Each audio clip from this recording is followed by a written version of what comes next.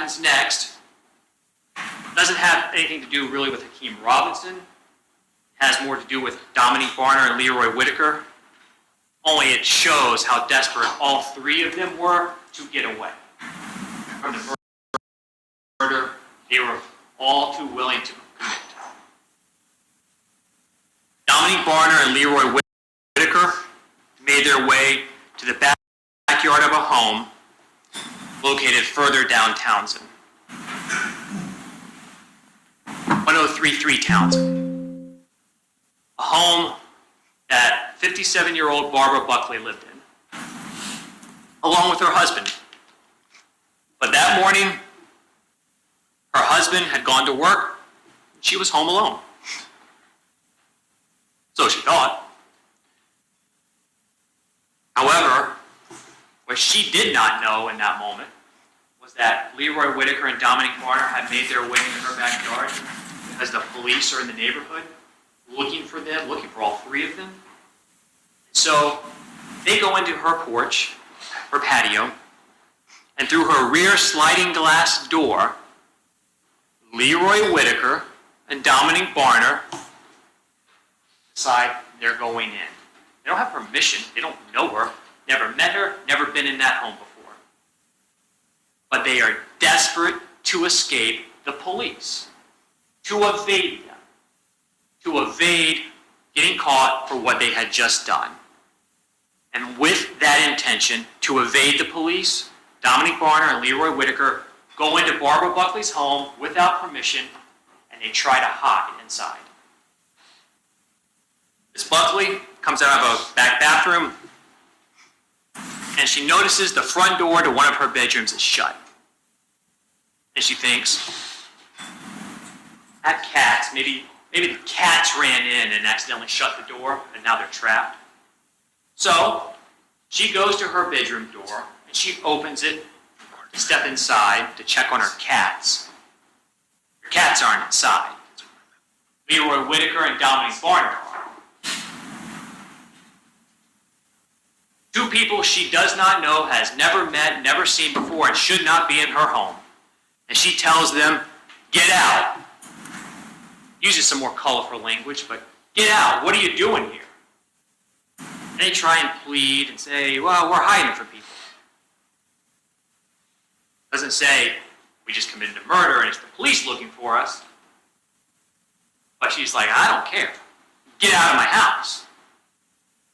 She walks to her front door, telling Dominique Barner, telling Leroy Whitaker to get out. She opens that door, and she begins to yell for help. But Leroy Whitaker and Dominique Barner aren't going anywhere. They can't go outside. That's where the police are. They just committed a murder along with Hakeem Robinson. So Dominique Barner and then Leroy Whitaker, who assists him, physically grab Barbara Buckley and pull her inside her own home. Shut the door. She is physically thrown to the ground. And while she's on the ground, Dominique Barner and Leroy Whitaker are there. Dominique Barner reaches down with both hands, puts them around her neck, and begins to choke her. At one point, Leroy Whitaker even asks Dominique Barner wants him to hurt her. She can't fight back enough to get away. She's trapped in her home, and she complies. And so they then make her sit in her own living room. Dominique Barner takes her phone so she can't call for help. And Leroy Whitaker goes back to that front bedroom where he uses his phone to call for help. Doesn't call Hakeem Robinson. Why would he? He can't help him. He's running west. So who does he call? He calls Abdul Robinson Jr., Hakeem's brother. And he asks for help. And you're going to see phone records corroborating that, from Leroy Whitaker to Abdul Robinson Jr., and then also to Abdul Robinson Sr., his father. you're going to see how he sent them pin drops, location information, showing where they were at. Because again, they haven't been in that house before. They don't live there. They're not supposed to be there. And while they wait for help, Leroy Whitaker and Dominique Barner take clothing from Miss Buckley and her husband so that they can change their appearance. They steal her clothes. And then after they've been there for about an hour, a red-orange Dodge Challenger driven by Abdul Robinson Sr., blue, his father, shows up. You'll see some video surveillance that captures that car as it comes down Townsend. He shows up, pulls into the driveway, and eventually Leroy Whitaker and Dominique Barner go outside, leaving Miss Buckley behind in her own home for the first time in an hour. And there, they are driven away by Abdul Robinson Sr., who learns what happened and drives them away, helps them evade the police.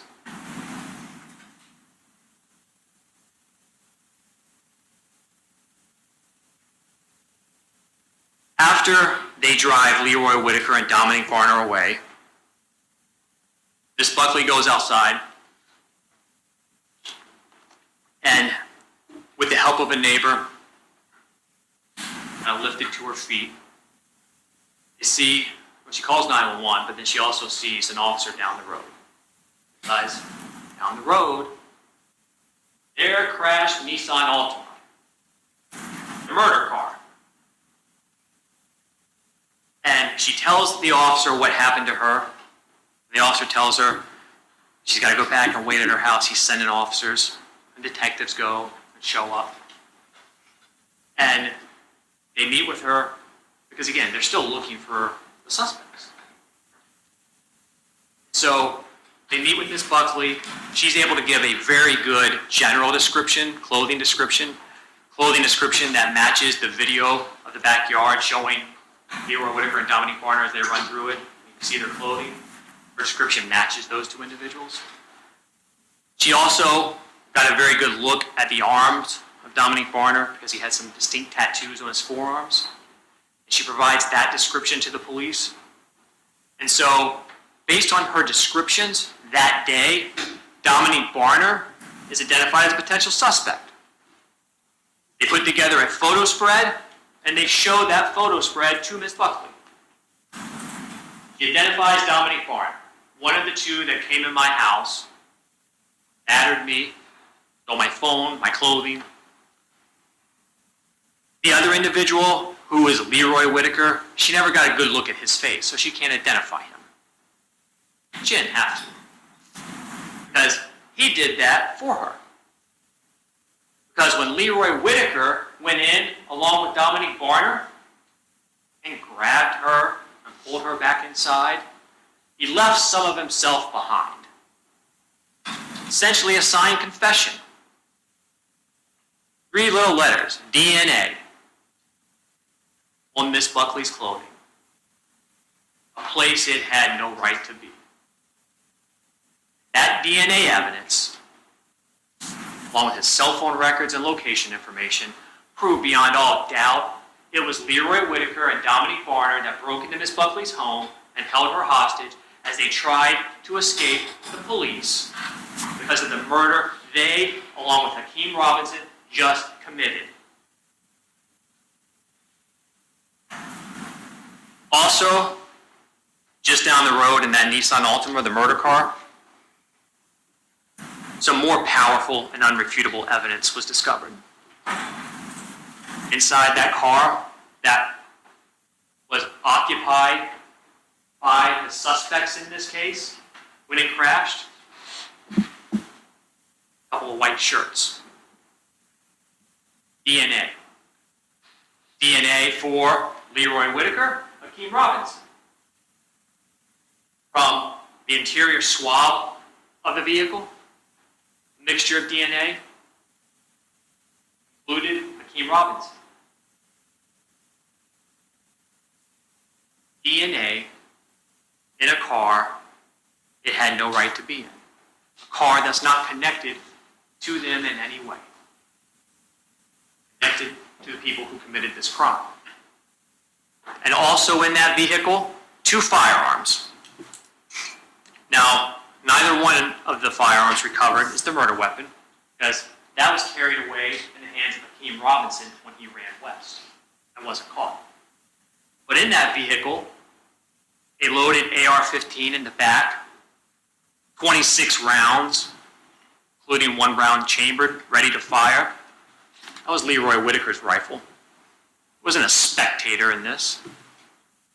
He was armed and fully willing and ready to participate, and participate he did, even though he did not pull a trigger. Also, a Glock handgun.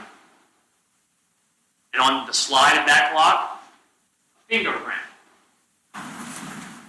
Hakeem Robinson's. It's not just the evidence, it's also the location of that evidence in that Nissan Altima that was just occupied by the people who committed this crime. Now, you already know how Leroy Whitaker and Dominique Barner got out of there, but what about Hakeem Robinson? How did he escape? Well, based on his path of travel west through Townsend, that neighborhood, takes him to a nature preserve. And he went through that little park, nature preserve, and made it out of the other side in an apartment complex on Arlington Expressway.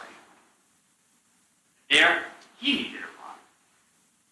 And he was able to relay his location to his brother, Abdul Robinson Jr., who was with their cousin, Torgon Williams, because they both played a role in this crime as well. And at that moment, Abdul Robinson Jr. and Torgon Williams were back at Torgon's house on Dalehurst Drive, just behind the Merrill Road Shopping Plaza, where Torgon lived with his girlfriend of 5 years ago, named